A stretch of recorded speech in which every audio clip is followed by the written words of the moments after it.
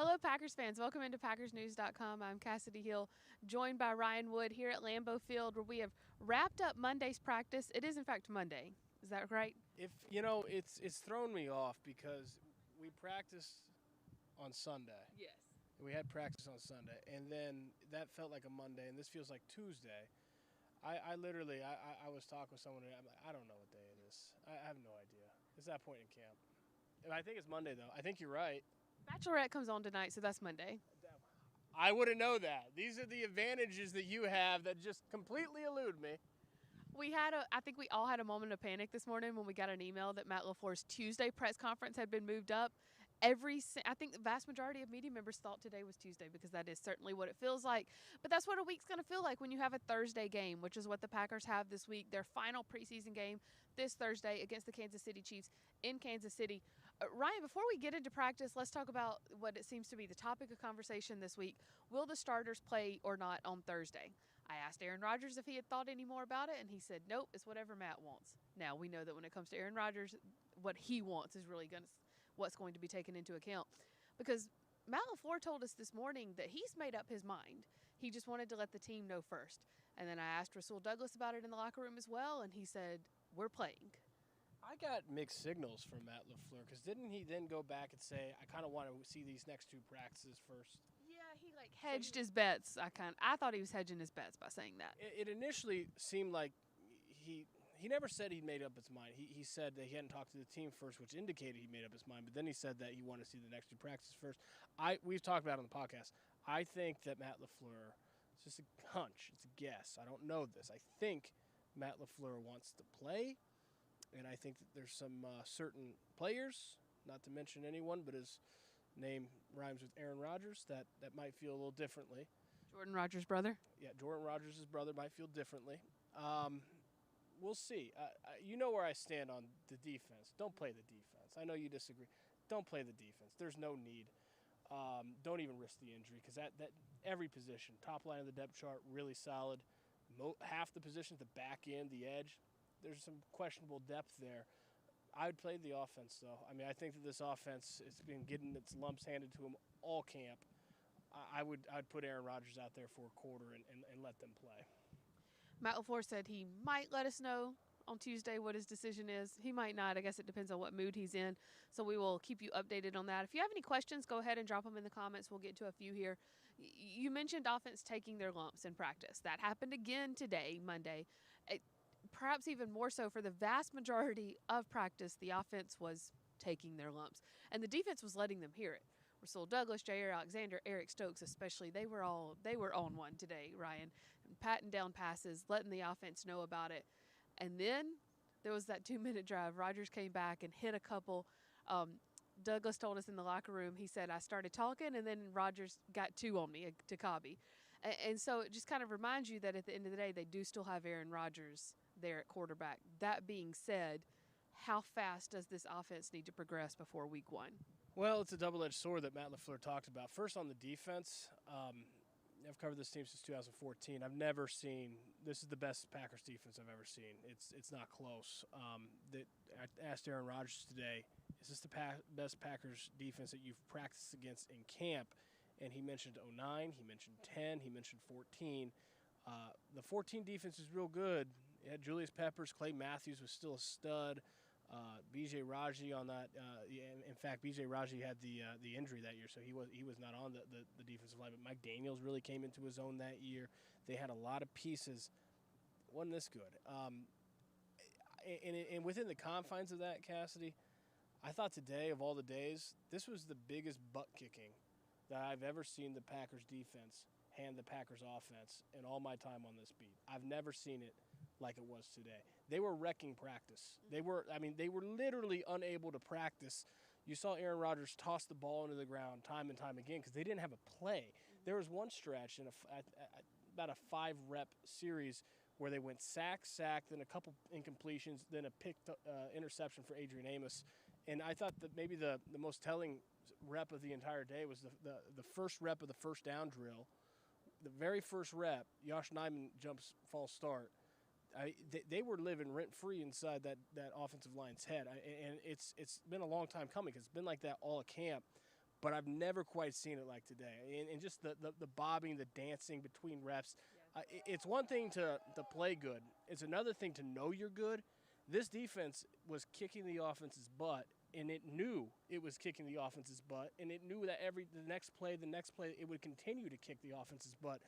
I've never seen it like that. So the offense got some work to do, and that's kind of why I want to see the offense play on Thursday night. Is not just they need some work to do, but I want to know how good this defense is, because if you see Aaron Rodgers kind of get some plays going and move the offense against the Chiefs, okay, but if they get stymied too, then maybe the defense isn't quite as good as we think, and the offense has a long way to go. I don't know if we know that yet.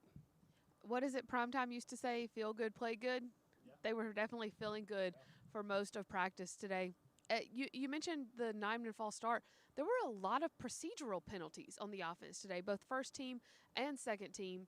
Is that a benefit to possibly playing on Thursday, to just sort of work out some of those kinks, so to speak? Yeah, absolutely it is. I think everyone knows getting Rodgers, the Rodgers offense with everyone around him, not just the offensive line, the receivers, getting that in a live setting is important.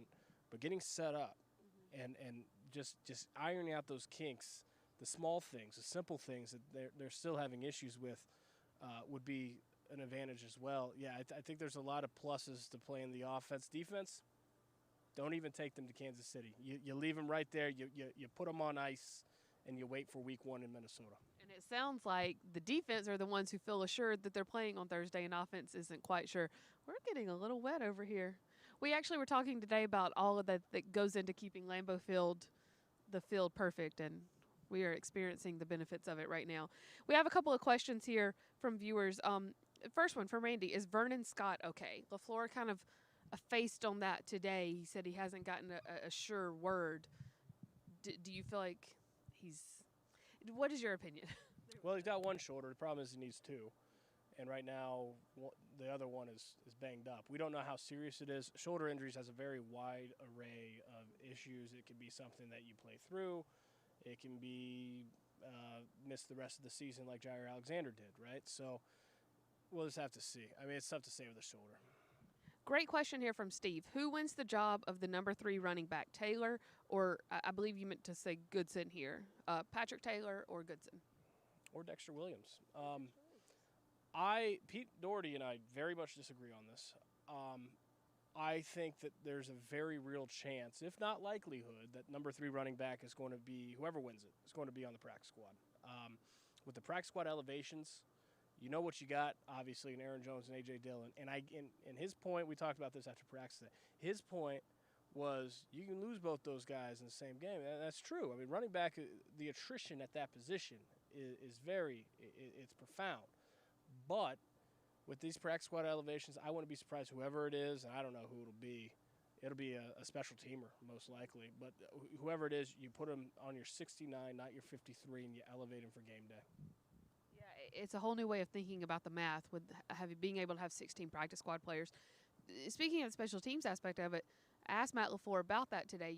Are you evaluating those bubble guys for special teams even more so than you would in the past because of Rich Bisaccia being in your head? And he said, absolutely.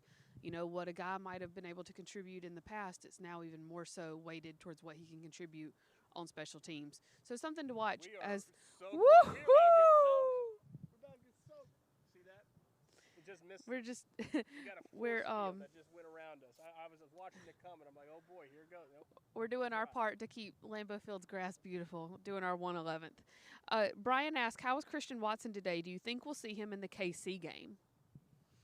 He looked really good. He had a great catch, 27 yards in this not really 2-minute drill. It was a 50-second drill where they had the ball on the opposing 35-yard line, and they were down by 2. They needed the field goal, and it was 4th and 10, and they were at the 40, and they were cooked, the second-team offense, and Jordan Love threw a perfect ball. You've seen that a bit this preseason. He threw a perfect ball to the right sideline, and Christian Watson plucked it. I mean, he mossed Rico Gafford. Rico Gafford was calling for the OPI, wanted the flag. There was no flag. I did not think it was a push-off. Rico Gafford might disagree. Christian Watson certainly didn't think it was a push-off. But it was for 2 team rep days, and he's only taken team reps yesterday and today. He's looked pretty good. It's a long way to go. Very, very long way to go. Let's not get too excited and start doing cartwheels here, but you can see the size and the speed. As far as Thursday, yeah, if he's taking team reps, I don't see why not. With that in mind, Matthew asked, are we going to sign a veteran wide receiver? Rodgers today, seemed a little hesitant about the distance some of these rookie receivers still needed to go. But do you feel like they have enough here right away?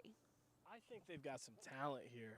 Romeo Doubs is a really talented guy. Has he made some rookie mistakes? Yeah. Does he drop the ball occasionally? Yes. Does he adjust to the ball in midair with over the wrong shoulder? Yes. The play that he had where he inside look and then went to the outside. You'll see some of that. He's a really talented guy. Christian Watson, been very brief, but we've seen some talent from him. I don't think that they're going to add a veteran. You never know. I mean, if there's a guy out there they got to have, they're going to go get him. That's just at any position, not just receiver. But there's a lot of talent, and I think that you're going to see some growing pains. You're going to see a learning curve, and it's going to make Mr. Aaron Rodgers' long hair perhaps pull his hair out occasionally through the first month, maybe two. But I think they benefit that going through that early in the season for the stretch run. There's talent at that position. They got to grow and mature and develop. But I think in the long run, they're better for playing early in the year. I see a couple of questions on here about possible roster cuts, about making the 53. We do still have another week before they have to cut down to the 53. So let's kind of see, because they have to be down to 80 by tomorrow. So we're going to see how that shakes out, what the roster looks like after the Kansas City game, and then we'll really kind of start getting down into the nitty-gritty of what might happen on the 53. So I just didn't want y'all to think I was ignoring those questions. If there's any though that I haven't looked at it yet, but if there's any there that you find interesting, Kassidy, you can. Well, I'll tell you if I don't know. There's some things I don't know yet. I haven't really looked at. I'm going to do that tonight, tomorrow. We got a roster breakdown coming Thursday morning with who's on a lock, who's a good bet, who's on the bubble, who's a long shot. I won't have my projected 53 out until that, but if I've been starting to think that way a little bit. Okay, so as far as who's a lock, who's on the bubble, here's a good one about Micah Abernathy. Just with how he's played the past couple of weeks, is he played his way onto the bubble? Is he played his way into a lock, or is he still just kind of a camp guy? Bubble. He has played himself from a camp guy to the bubble. It's still an uphill climb for him. He had a really good second preseason game, and when you can make some plays, that's important. It's not a long shot. It's maybe the step above a long. I mean, it's not firmly on the bubble right now. He's on the side of the bubble where he's got to do more, but I'd put him on the bubble. He's got a chance. And then a lot of questions as well about Danny Etling. He was really just kind of here as the backup quarterback, probably a practice squad quarterback. I mean, in any world, can you see them carrying three? No, long shot practice squad. He is their practice squad guy, though. He's shown some really good stuff, and he's firmly that third quarterback on the practice squad. Tyler Davis. That's who I was trying to remember. He seemed to be a lock a week and a half ago. Had a couple of bad plays versus San Francisco. Had a couple more bad plays versus the Saints here on Friday night. Matt LaFleur still gave him a lot of praise this morning. He said, there's still a lot to like about Tyler Davis. It's easy to look at the interception that he bobbled up. It's easy to look at the fumble. But there's a lot to like that maybe isn't as seen, especially his contribution on special teams. I know you spent a long time talking to Tyler Davis today, and you've got a piece coming out on him later this week.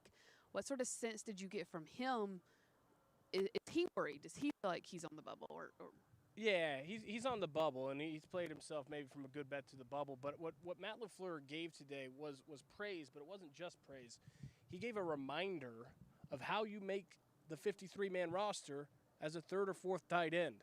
And that's the silver lining for Tyler Davis in having the drop that turned into a pick and then having the fumble, is that his immediate role on the 53 is not catching passes. It's not playing offense.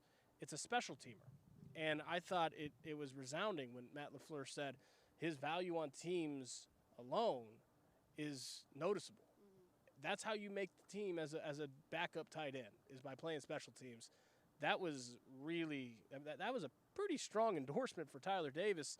So you put him on the bubble because he's a guy that has to continue to earn it all the way through camp at this point.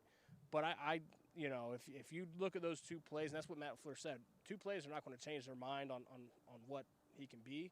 Why? Because they're 2 plays that are not in really the role that he's going to play. The role he's going to play is special teams. If you're down on Tyler Davis, I understand.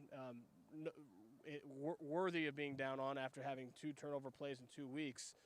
But a reminder, he's not a long shot. He's squarely on the bubble. He's got a real chance to make this team. And partly the reason he's now on the bubble is because Bobby Tunyon will be back sooner than expected. Because, I mean, you figure they'll carry Mercedes Lewis, Bobby Tunyon. Josiah DeGuara has really come on in the past camp here. And so you figure with that, he was going to be on the bubble regardless. And that didn't even necessarily have to do with anything that happened the past couple of weeks. As we said, they have to be down to 80 by tomorrow, 53 next week. Between then, they'll play a game. Thursday night, 7:30 in Kansas City. Our colleague Tom Silverstein will be there to cover it for you from Kansas City. Ryan, Pete Doherty, and I will have coverage for you here from Green Bay as well. They've still got another practice before they head to Kansas City, so stick tuned to PackersNews.com for full coverage as they get ready for that final preseason game. Ryan, any final thoughts? Let's go Mets. I could have bet $5 that that's what he was going to say. I should have known. It's always on my mind somewhere. It's August, you know. You're welcome at home. Yeah. We'll start talking about baseball here soon. We'll never get off.